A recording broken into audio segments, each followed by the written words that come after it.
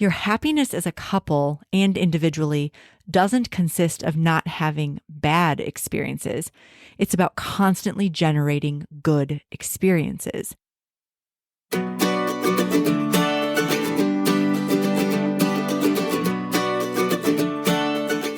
Welcome to This Whole Life, a podcast for all of us seeking sanity and sanctity, and a place to find joy and meaning through the integration of faith and mental health.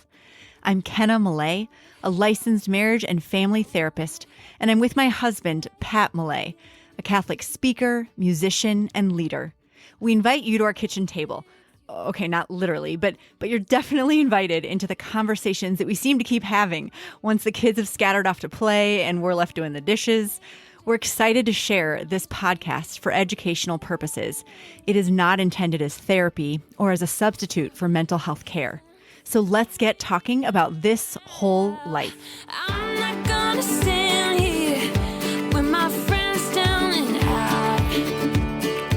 I'm not gonna run with... We are back. It is episode 6 of This Whole Life podcast, and this is a new thing for us, Pat, being here on a Friday night on a date, talking about dates. Hey, it's very meta. It's pretty fantastic.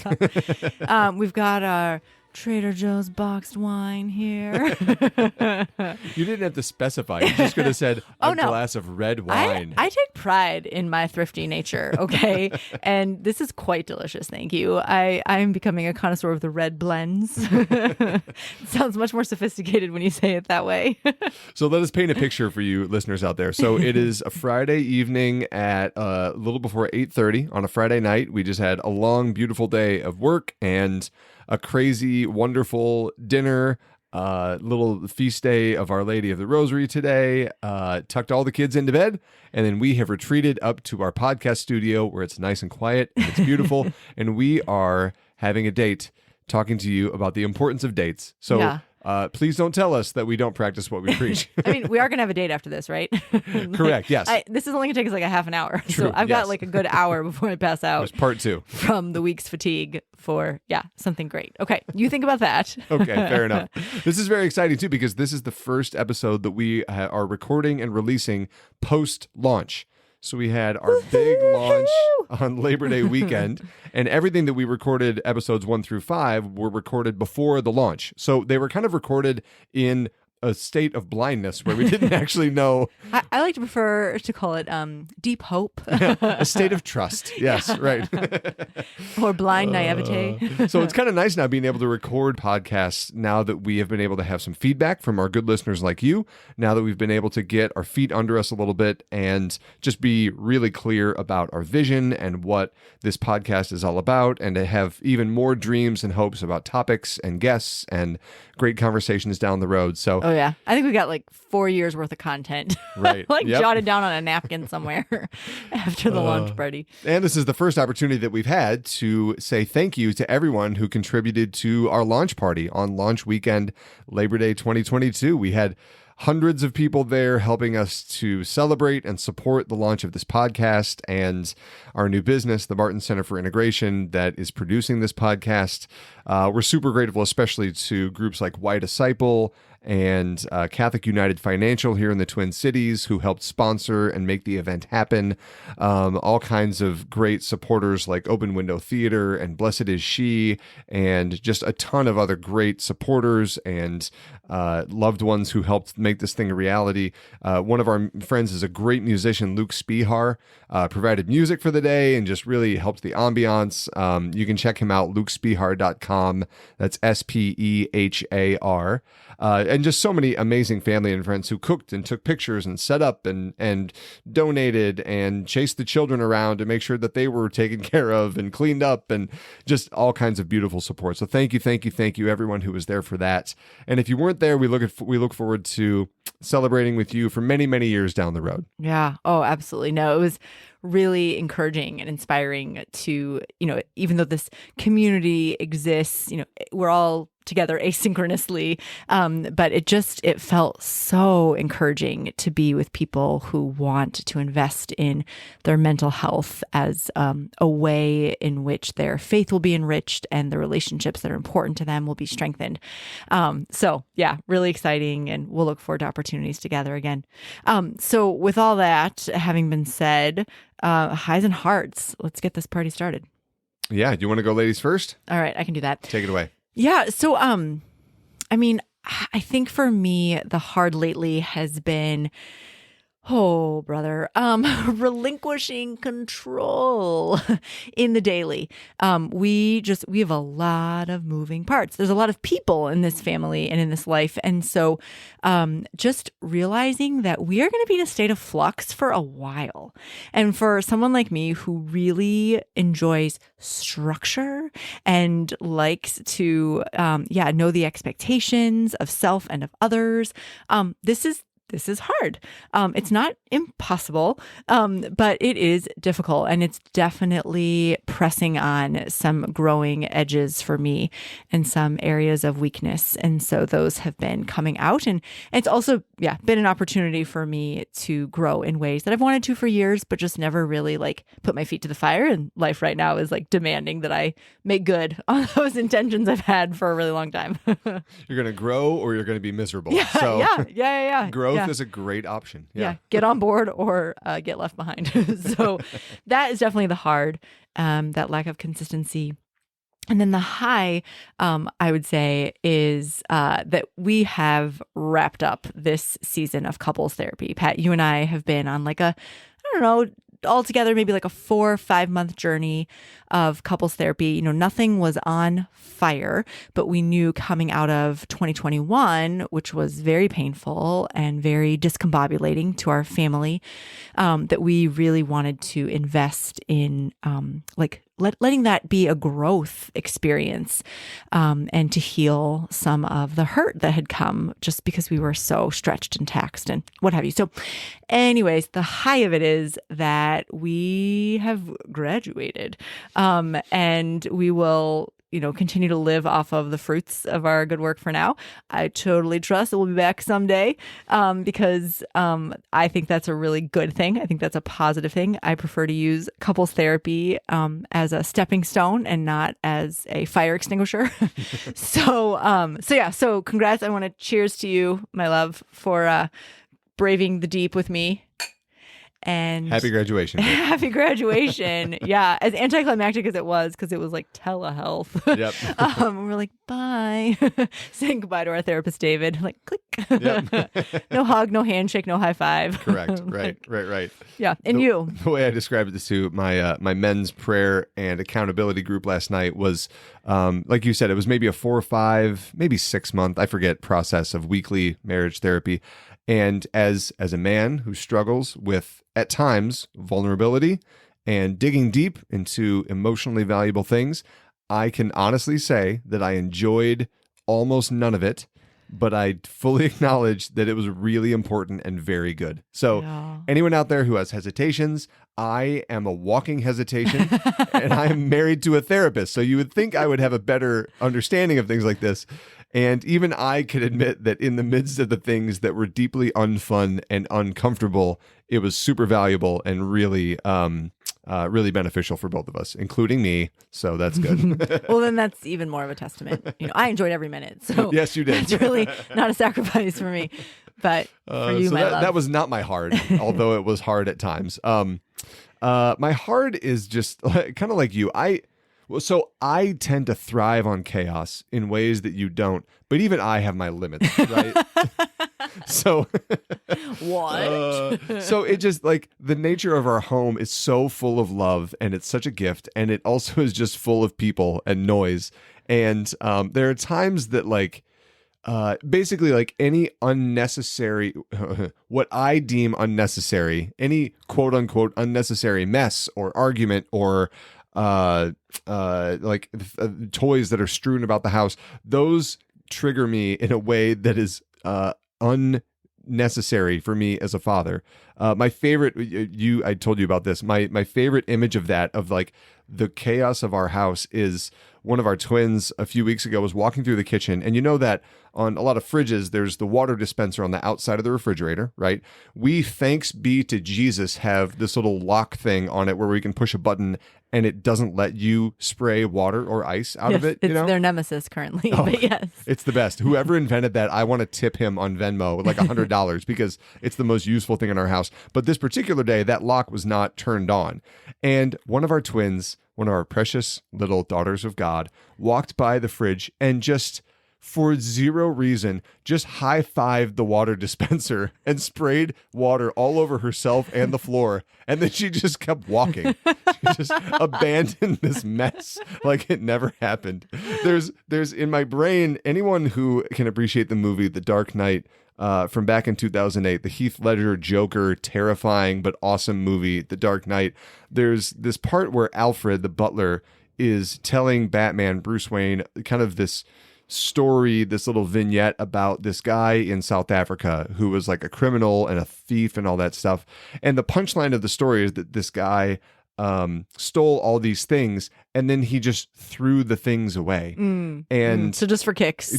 Yeah. And Bruce Wayne's question was like, what's the point of the story? And he was trying to teach him something about the Joker. And his line was, some men just want to see the world burn. And so here's the thing. I don't think our children are sociopaths. They're just toddlers, some of them. So there's no evil intent whatsoever. But that's the feeling in my brain of children who just walk through the house and indiscriminately destroy things just to see things burn. That does describe a lot of moments in our house. You're right. So that anyway, does sound hard. So chaos is currently my hard, but we're living with it, and it's a great opportunity for me to grow too. My high, this is also hard actually, but it's a high too. Our oldest son is playing football this year, tackle bar football. So it's kind of like the middle ground between flag and full-blown tackle football. And he was really excited. For whatever reason, they asked me to coach the football team, like head coach.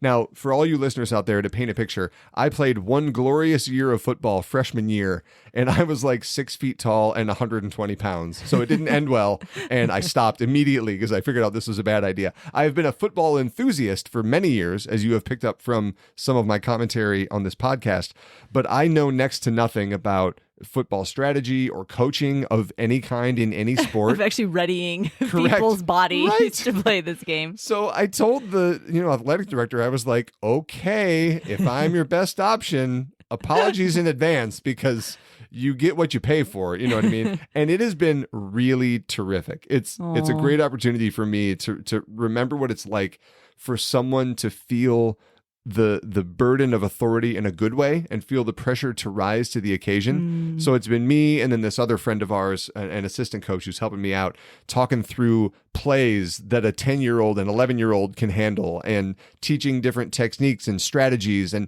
the balance between making it all about fun, because the whole point at this age is just to make it fun so that they learn to love football and that they have a great time with their friends, but also teaching discipline and hard work and commitment to others and not yourself. So it's been a really fun process that is better than I expected it to be, for sure. Awesome. So it's been a real high, definitely. Yeah. Beautiful. Well, listeners, welcome to our date night. I'm so glad you're here.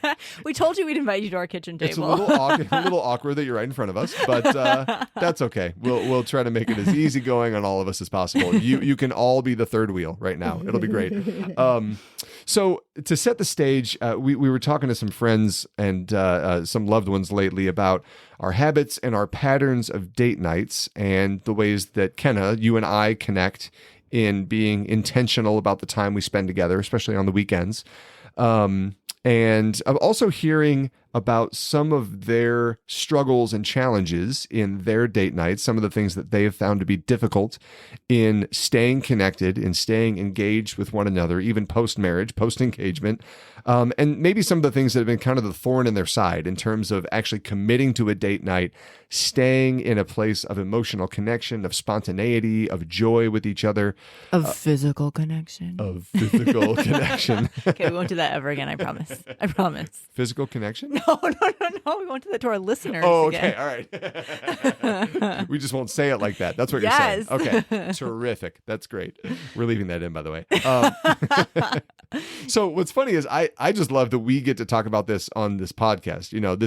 It's a funny and beautiful and almost kind of intimate podcast episode, as you just heard, because we get to talk about with each other and with all of you out there why it's so important for us to take time for each other and to take time for what our dreams are for our marriage and how to invest in those dreams so that we can stay connected, so that we can have the marriage that we wanted and desired before we were even married in the first place, and the marriage we were made for, right? Like when we feel dissatisfied in marriage, it's often because we aren't rising to the occasion. We aren't rising to the call.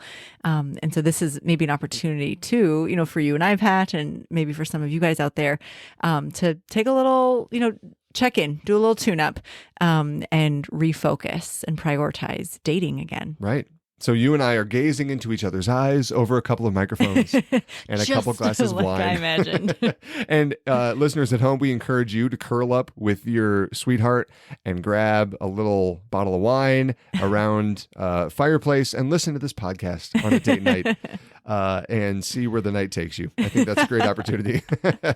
So let's get into this a little bit. So I think it's good and helpful to start off just with a bit of kind of the purpose of date nights in the first place. Like, why does it matter that people who are married or engaged or just discerning marriage with someone very intentionally in a committed way, why is it important that they take that kind of specific time carved out, separate from the rest of the pressures of their lives for each other? I remember when we went on our pre-marriage retreat here in the Archdiocese in St. Paul, Minneapolis, there's a professor named Dr. John Burry here at the University of St. Thomas, psychology professor. Love that man. He's terrific. And he's one of the speakers at these marriage prep retreats. And the talk that he gave was called How to Be Married and Stay Engaged. So level 1, super punny, classic dad move. It's the greatest. You loved it before you were a dad. You loved it. I loved it. Yes. Dads out there, you understand. But it's also true, right? I mean, the idea of engagement is not just this time period before you're married. God willing, you and I will stay engaged with one another for our entire lives, and we'll deepen in our engagement with each other and our connection to each other, that it doesn't just end because we get married. And it also doesn't just happen naturally without effort, without intention, without caring for each other and carving out that time on purpose. Yeah, no, absolutely. And I think that intentionality is key.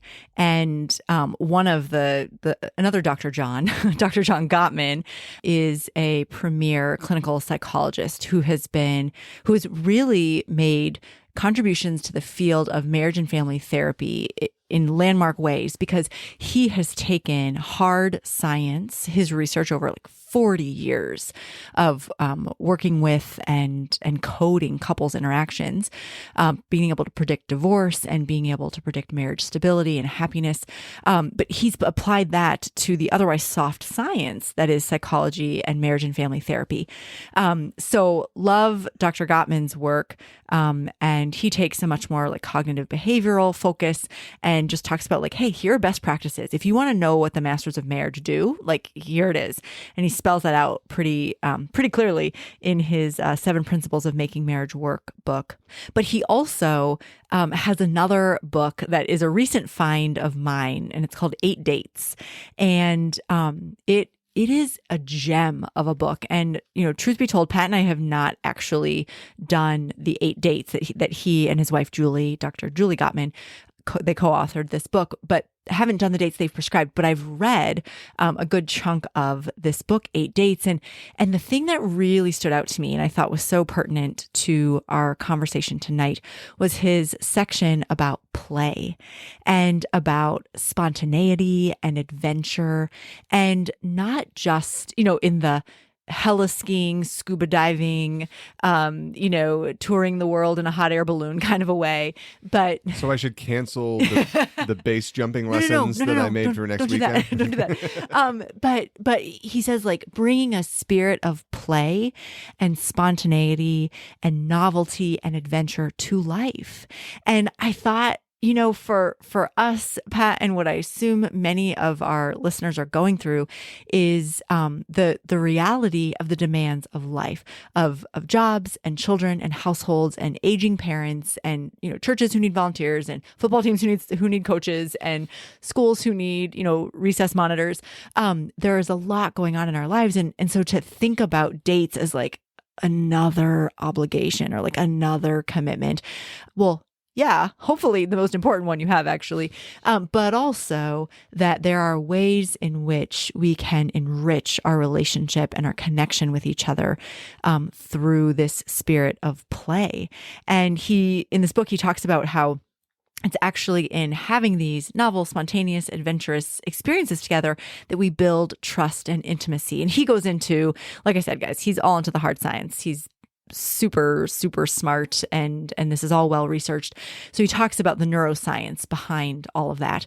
But then he had this quote that we'll give you here from 8 Dates. And he says, "Your happiness as a couple and individually doesn't consist of not having bad experiences.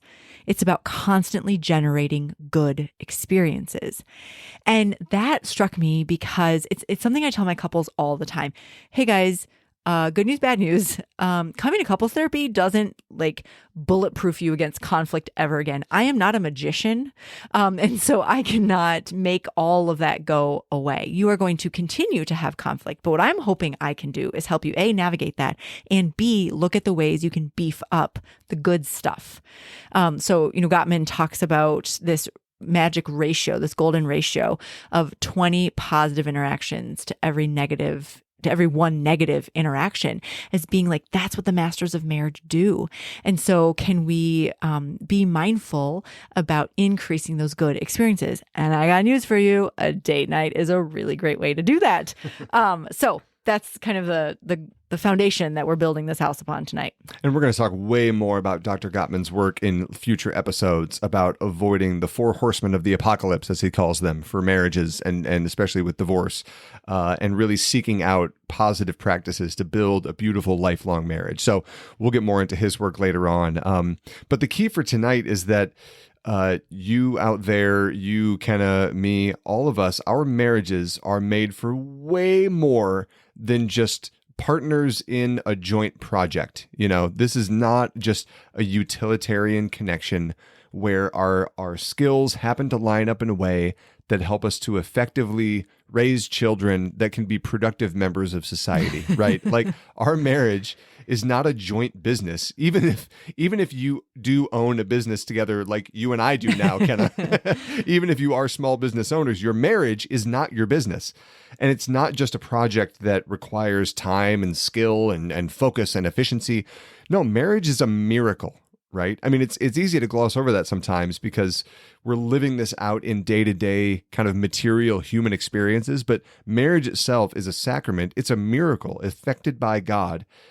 It doesn't immediately fix all of our problems, but that doesn't make it less of a miracle. And any couple that participates in this miracle, by submitting their nature to God's grace, we're allowing him to perfect our nature, that his grace can perfect our nature. So this is not just some kind of an efficient project that we're working together. I have this mental picture in my mind of before you and I got married, kind of when I moved up to Minnesota in 2009, to avoid the two of us living together before we got married, I asked my aunt and uncle who live up here in Minneapolis if I could live with them for about 6 months before we got married.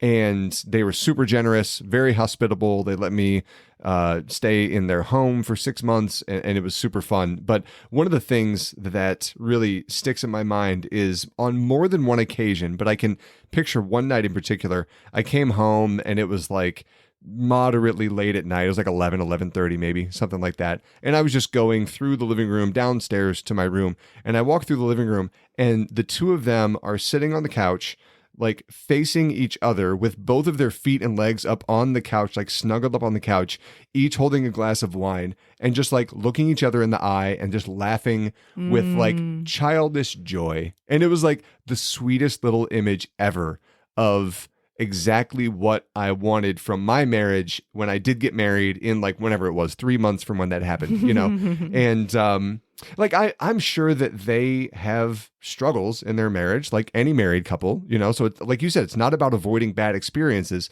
but their ability to find peace and joy in each other is exactly what I desire from our marriage. I know it's exactly what anybody who gets married desires from their marriage, to find those moments of adventure and really just rejoicing in the presence of the one that they've committed their life to. Just this beautiful vision of that finding its fulfillment in these kind of precious moments, Yeah, no, absolutely. And when I think too about, first of all, I love that image. That's the first time I've heard you ever describe seeing them that way. And so I'm gonna hold my own little painted image of them in my head now too. But I think about other long-standing research and methods of supporting and enriching marriages out there, and the 5 love languages comes to mind. So Gary Chapman's book on these 5 ways in which we commonly receive and give love, and so many of them can occur within a date night. And so I love date nights because it's kind of a one size fits almost all in terms of filling up that love bank and making deposits in the account, so that when the hard times do come, because they will come, because this is life, then there's something to withdraw from. You can take something out of that bank without going in the red. The other thing that I think about, and this applies, I think, broadly to the spiritual life as well, but dating is kind of like going on a retreat in my mind, right? Like it's stepping away from the reality, the pressures, the responsibilities, the roles that are real and also can be very intense and demanding, and can divide our attention, can take us out of a state of feeling calm and present and joyful. And so dating can be this opportunity to see again, to be reminded of the truth and the beauty and the goodness of this amazing person that you have chosen to be committed to. And that is reality, actually, because the job, the mortgage, the kid that forgot his homework, the dog who chewed through the electrical cords, whatever the issues of the day were, like, those will fade. But this connection, this building of relationship, that transcends like all of those things. So encouraging date nights. I know that I love dating you, Pat, because I walk away being reminded of how different we are and how appreciative I am of those differences. Life is just so much easier to handle when you and I are in a good place. I think that's part of what marriage therapy did for me, is just it increased that sense of you and I being connected, me knowing that we were on the same team together. It didn't change the facts. Like, we still had to deal with, children and the challenges of finances and whatever, all the things. But my perspective changes. Like, when I've spent time with you, I feel more secure and safe and connected and protected. Feel the exact same way. I just know that when I feel connected to God and connected to you, then all of the little challenges that come throughout the day, and even the big challenges, they don't feel too big, and that's so crucial because, spoiler for anyone who's out there and isn't married yet, marriage is really hard because you're giving your entire self to another human being. Both of you are sinners, and you're going to hurt each other's feelings from time to time. Right? Yeah. It's really hard. It's beautiful. It's the best thing I've ever done, but it's just really hard. Pope Francis knows this. Any of the holy men and women, whether they are married or not throughout the ages, they know this.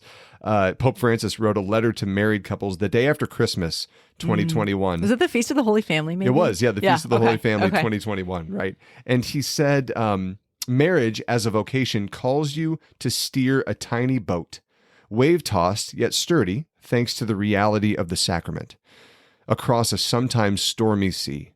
How often do you want to say, or better cry out like the apostles, "Teacher, do you not care that we are perishing?" Let us never forget, though, that by virtue of the sacrament of matrimony, Jesus is present in that boat. He is concerned for you, and he remains at your side amid the tempest. So Pope Francis gets it. I mean, he knows what it's like to go through the storms of married life. Jesus is always with us in this storm, friends. So how deeply do we need to make time to stay connected to each other as husband and wife in the storm and to cry out to Jesus together, especially when things are hard? Yeah. Yeah. Well, and love isn't love without sacrifice, right? I mean, that is what Christ's life taught us. And even date nights demand sacrifice. I don't know. I think sometimes there's something in us that says, oh, well, if it doesn't just come easily, then it must not be that important. And we don't say that about other things. We don't dismiss making the mortgage payment on time, or getting the kids to school, or, to their doctor's appointments. It requires sacrifice. And in the letter to the Ephesians, Paul wrote, "Husbands, love your wives, even as Christ loved the church and handed himself over for her." So it demands sacrifice, right? Husbands and wives, both of us need to sacrifice. But the way that husbands are called to love their wives is the way that Christ loved the church. And again, spoiler alert, Jesus died for the church. So it takes a lot of sacrifice, actually. So, from husbands out there, from one husband to another, let's be honest that you probably won't be asked to literally die for your wife anytime today, God willing. That would be a real tragedy. But can you sacrifice and suffer for her by taking her to her favorite restaurant, even if it's not yours? Can you watch that rom-com movie that she loves and you think is the dumbest movie ever made? Kate Hudson, I'm looking at you. Yes, precisely. That's the one. I actually don't dislike those movies as much as I claim to. Can you, gentlemen, put your phone down for an entire dinner and look your wife in the eyes, or look your fiance in the eyes? Can you talk about what's happening in your life and how you feel about those events? That's the money shot. So not just the facts of the case, but how you feel about what's going on in your life, on your side of the fence. Yeah.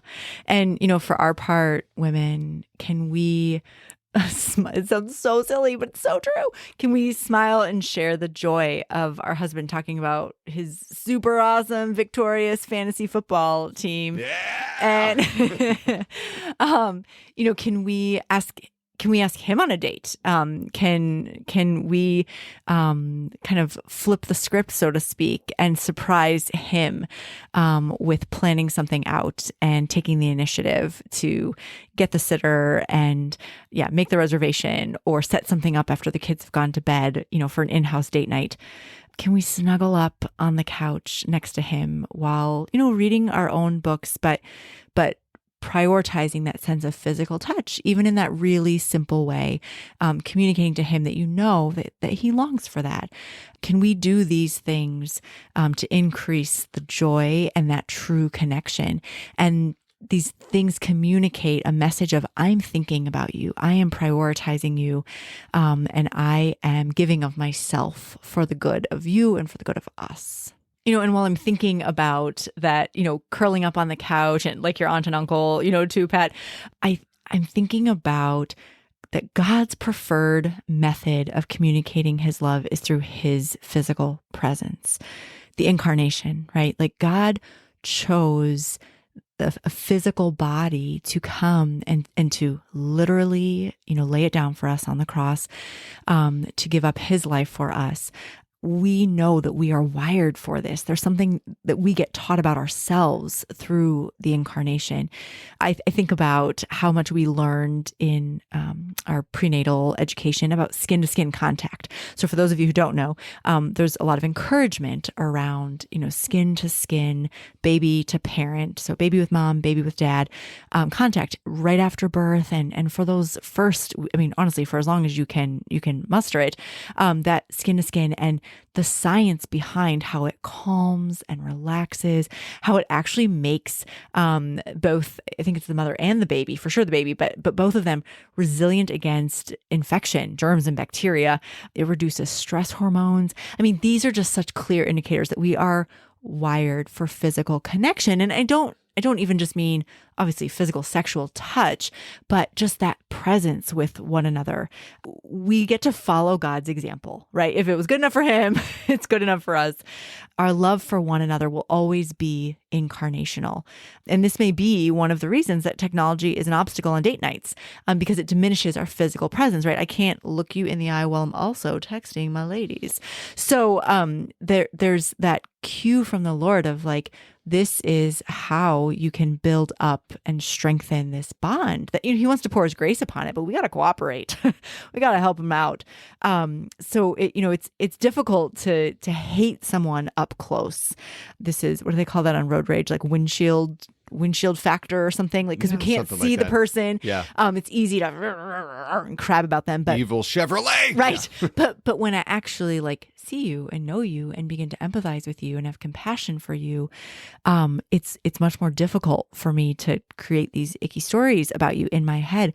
And it's true with our spouses as well, that when we spend time together, it really breaks through maybe some of those unhelpful and untrue narratives in our minds, and it gets us back to seeing the good, the heart, the one that we fell in love with, and the one who wants to bring so much good to our lives and does bring so much good to our lives. Mm-hmm. I know that when we were preparing for marriage and when we were getting ready for our actual wedding day, I at least could not imagine a day where I would have to work hard to schedule date nights with you. You know, we were very good at dating when we were dating. Yeah, right. And I think most people are like that. Like I can't fathom, you threw out the numbers earlier that great marriages have a 20-to-1 positive to negative interaction ratio. And the minimum for a happy marriage is 5 positive interactions for every 1 negative. That's right? actually during times of conflict, even. Like even during times you're of conflict. still called to have a 5-to-1 during times of conflict. Yeah. So before we got married, I couldn't fathom the idea. Like positive interactions came so easily, and making time for dates came so easily. And then we got married, and it's not marriage that's the problem. It's just lots of worldly things that come with building a family. Buying or renting a home, finding safe and good housing, work for one or both of you, children and parenting and all the conversations around that, navigating family of origin relationships with this family of creation that we're now making together. All of that comes up, and all of a sudden, it's really easy to have negative interactions, and it's really hard to carve out time on a weekend or a weeknight for each other. It takes effort, and so many of us, especially as parents, are just exhausted after 7 o'clock at night. We have to come up with creative ways to be in conversation even with each other that isn't about parenting the children or the schedule for next week. We have to be creative about digging into the heart of one another still. Sometimes there's unresolved conflict that maybe we have to set aside for a while and come up with kind of a temporary peace treaty so that we can still invest in the marriage in the midst of a difficult season in our relationship. And then there's the practicals, we have to sacrifice time. We have to spend money. If you have kids, we probably need a babysitter. These are real challenges, and they're not to be dismissed. They're serious. And where there's a will, there is a way, friends. We all make time for what is important. So if you and I out there, if we truly desire this, grab your spouse and let's go get creative, right? We were talking to some friends earlier about some of the ways that they kind of live this out. And one set of friends told us that our friend, the husband, just in the middle of their kind of open concept home where everyone can hear everyone because it's the 21st century and that's the way we live now, right? He pulled his wife into the kitchen. He said, hey, come over here for a sec. So he pulled her into the kitchen and he just started whispering into her ear. And in a home like that with their 5 kids, what happened out there. All of the children flocked to the kitchen, and they were lined up on the kitchen counter, desperate to hear what dad was whispering to mom, because it must be really important and a little bit interesting if he's whispering it to her and no one else wants to hear. He doesn't want anyone else to hear, And what he was doing was just inviting his wife on a date, right? After the kids are in bed, can we sneak out, get a sitter real quick, and go grab a drink? Way to go, dude. just That's awesome. Beautiful, That's spontaneous. like 5 positive interactions right there, just in Right. the asking. Like, they didn't have to go anywhere, and he was totally, in the black on that. And I think too that goes back to what I mentioned at the beginning, Pat, about Gottman's 8 dates and his talking about play and spontaneity. And so again, we may have visions of last minute weekend getaways, to tropical locations, and Gottman's point was it's that. I mean, just what the example you just gave, it's in just being lighthearted and fun and goofy and being vulnerable in the way that we take risks to continue demonstrating our love for each other. That's that spirit of play that continues to bond us and can heal wounds and can certainly strengthen the relationship too.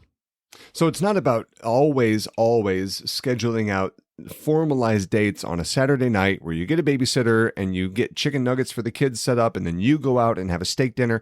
Those are beautiful. Please do that. But it's not only about that. It's also about these little micro interactions that are equally playful and adventurous and spontaneous all day long. And it's not going to be the same for every couple. For one couple, it might be dancing to some music that they listened to back in college while they're washing dishes at night in the kitchen. For another couple, it might be going on a nature walk in the middle of a new part of a state park that they've never been to before. It doesn't matter what the thing is, but finding opportunities to still play in each other's presence, to still be playful and childlike and adventurous, to still celebrate life with each other and really, really enjoy the time that we have. But in terms of the practical date nights, I think there are some really great principles or just things to consider to make those a priority and to make them really fruitful where there's actual growth between spouses. Yeah. So, the first step might be to agree on a reasonable goal. Pat, for us, it's weekly. We commit to a weekly date night. What that looks like is very flexible. When it happens, can be very flexible. And to come up with something that you both commit to. Again, knowing that it's going to take sacrifice, knowing that there are going to be, certain times when it's a squeeze, but being able to say in the light of day, like, this is actually super important. And so I'm going to put it, at the top of this list. Investing in our relationship is a big deal to me. Finances are another challenge, obviously. So there are really good conversations to be had between spouses about how can we be reasonable and prudent in the ways that we spend money or save money on our dates and still be totally invested in one another. So maybe we go out to dinner or out for drinks twice a month or once a month, whatever the case may be. And another 1, 2, 3 times we do dates in home. After the kids are in bed, we tuck them in and we put aside our computers and our phones and our work and we just play a game together for 45 minutes or an hour. Or we get some takeout and we have it at home, or we cook a dinner that we love and the kids don't at home. And the date is cooking together and eating food that we both love. Just great opportunities to really be creative and prudent with the ways that we can still be focused on each other, still take time for dates without breaking the bank necessarily. Yeah, and we've heard of other folks who do like childcare swap. So finding another couple who's in the same season of life as you is willing to have one spouse come to your home and watch kids while you guys go out, and then vice versa. So helping each other out in that way, not having to spend on childcare, or, something that has been a great benefit for us. Our village is amazing. And we have, members of our community who are of other generations, older or younger, who just want to support our family life, which I think is just seriously one of the most beautiful things I've ever heard of. So younger kids, we've had sitters who will bring a friend with them, and our kids go to bed pretty early. So the teens get to watch a movie of their choosing, that they bring with them after our kids go to bed, because they've still got like a 2.5 hour window once they've tucked them in for us and we're gone. Or empty nesters who come and just find joy in being around our children and around our family. And these people don't necessarily need or want payment. So being bold in the ask, I think, being maybe humble in the ask, and people can say no if they're not up for it. But I don't know. I have been surprised at the creative things couples come up with in order to make this happen. And we put our energy and our effort into things that are important. So it's worth the effort and the Those energy. values again. Right. And speaking of energy, it does take energy to still be invested in things that we can talk about as a married couple to continue learning about this person that we fell in love with in the first place. You know, that well never runs dry of things about you that I love learning about. You're constantly changing and growing. So am I. So we keep getting to learn about each other on deeper and deeper levels for the rest of our lives. So maybe it's listening to a podcast episode separately, but then talking about it over dinner. Maybe it's listening to an audiobook together or separately and kind of talking through that over the course of a few dates. Maybe it's listening to a new album of a musician that you love or going to an art museum together. Anything that really provides a means to dig below the surface of just the circumstances of your life to what's going on inside the heart of the person that you love. Yeah. Oh my gosh. Those are some of we've done a lot of those things that you mentioned, Pat. And those are, some of the best dates that I can remember. And I also think too about connecting with each other spiritually. I think spiritual intimacy is underrated as one of the most vulnerable and tender forms of intimacy. You know, it takes courage to pray with each other. And so including prayer time, you know, whether that's a rosary on the drive, you know, to the park that you're going to go take a walk in, you know, popping into adoration or starting the date with daily mass before you go out to dinner. Those kinds of things can really help to prepare the marriage well for the conversations that are going to unfold, to orient yourself again, to, I guess, recontextualize the marriage, remember its purpose, and remember the one who's holding you together. So as we start to wrap up this episode of celebrating date nights, investing in our spouse, investing in our marriage, really celebrating this life that God has called us to share together, we're going to move into our challenge by choice. And it's a really exciting one. It's a really fun one. And you probably saw it coming. Yeah. If you could bet $10 on what it would be, you're right. It's go on a date. Initiate a date night with your spouse. And for those of you who are not married or not in a committed relationship, there are still ways for you to infuse your daily life with the spirit of play and novelty and adventure. So for those of you who are married or are engaged or in a solid relationship, you know, maybe there are ways that you can infuse play and spontaneity into your life together. Maybe you can leave a Post-it note with an affirmation for your loved one written on it on a bathroom mirror, or you could send a card to them at their work, except a lot of people work from home now, so you might have to get creative about that. Mail it to your own house. It'll be super fun. You could make a lunch for them to take to work and then stick a picture from the days when you were dating before you got married in it, just to remember where you started, where you came from, and how much you still love them in the midst of that. The point is to catch them by surprise with the way that you're thinking of them and letting them know how much they matter to you, even in the midst of the normal daily challenges, you know. And for those of you out there who are not in a committed relationship right now, who are enjoying the single life, it's still a great opportunity to celebrate and be playful and joyful with your deep and solid friendships, to seek out adventure and spontaneity with the people that are close to you, the people that matter most, to prepare yourself, if God calls you to marriage, to bring that same spirit into a marriage and family itself. Oh, I love it. And, you know, as you and I, Pat, have committed to taking up these challenges by choice, I'm super pumped to work on this, because as you read those things off, I was like, I used to do those things. And that spirit of play has been a little sleepy lately. So I'm looking forward to recommitting my efforts and revitalizing that in our marriage. So Me too. So one final thing, I guess, before we wrap up here, is we are really loving, and I mean this with all sincerity, we are loving the feedback that we're getting through social media, through, emails to This Whole Life podcast. And one of the things that a listener shared was a desire to end the episode with prayer.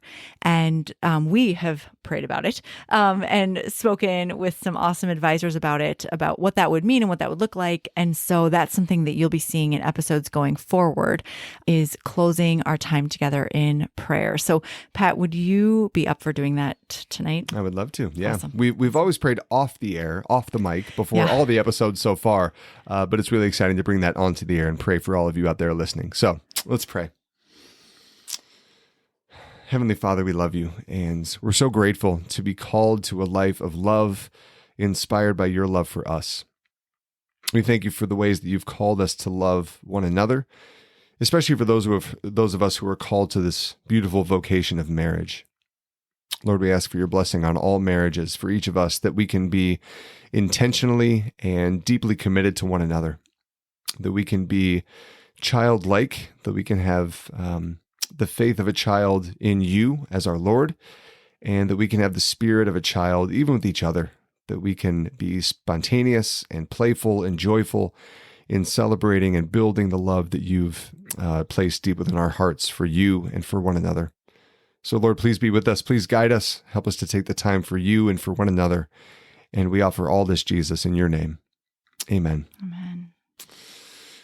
Oh, friends, thank you for sticking with us. This was a really long one, but it was just so fun. We couldn't stop. We've had so much fun on our little mini date night tonight. We're off to the rest of our date on a Friday night. Yeah, hopefully you better the have rest good of plans. you are ready for your dates now that you are feeling inspired to be in love with each other on an even deeper level.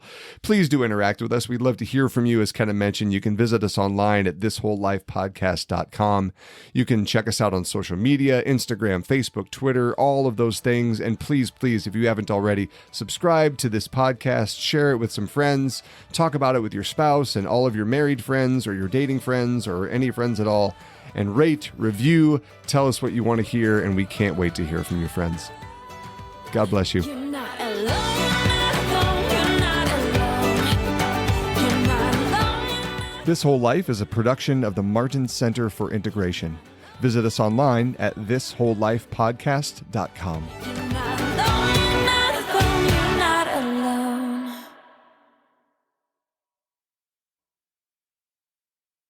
Welcome back to This Whole Life, everyone. Hello, my love. How are you? Can we just not do it that way right this moment? Yes, that's fine.